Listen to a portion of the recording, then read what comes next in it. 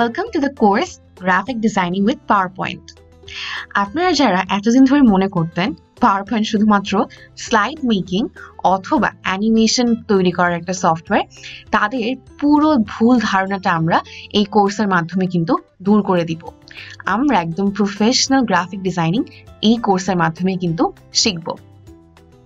যখন আপনি আপনার কম্পিউটারে সার্চ বারে PowerPoint লিখে সার্চ করবেন এবং এরপর ব্ল্যাঙ্ক প্রেজেন্টেশনে ক্লিক করে এরকম একটা পেজ ওপেন করবেন, তখন আপনার সামনে কিন্তু পুরো PowerPoint-এর লেআউটটা চলে আসবে।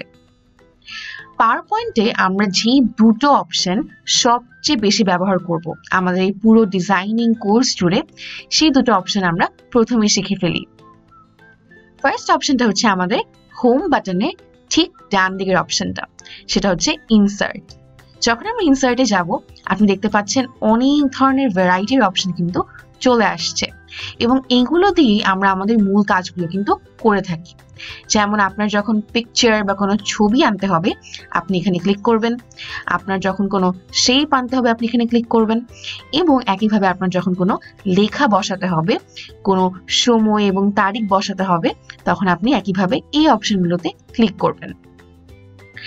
আরো দুটো গুরুত্বপূর্ণ ফিচার হচ্ছে ভিডিও এবং অডিও। এই দুটো অপশন আপনার কিন্তু অনেক অনেক বেশি ইম্পর্টেন্ট যখন আপনি এডিটিং এর কাজ করবেন। এরপরের অপশনটা হচ্ছে ডিজাইন অপশন। এখানে যাবার পরে আপনি কিছু কাস্টমাইজড স্লাইডের ডিজাইন কিন্তু পেয়ে যাবেন।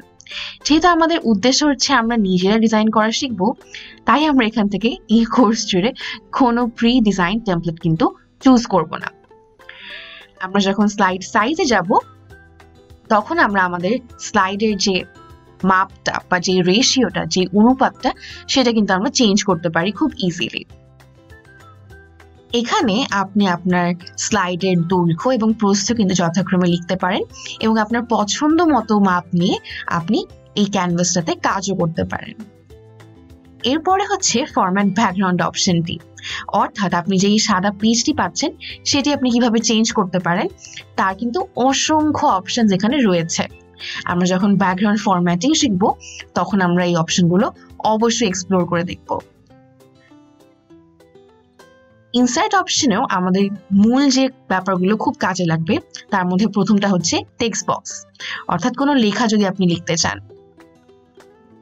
এছাড়া আরো রয়েছে শেপস।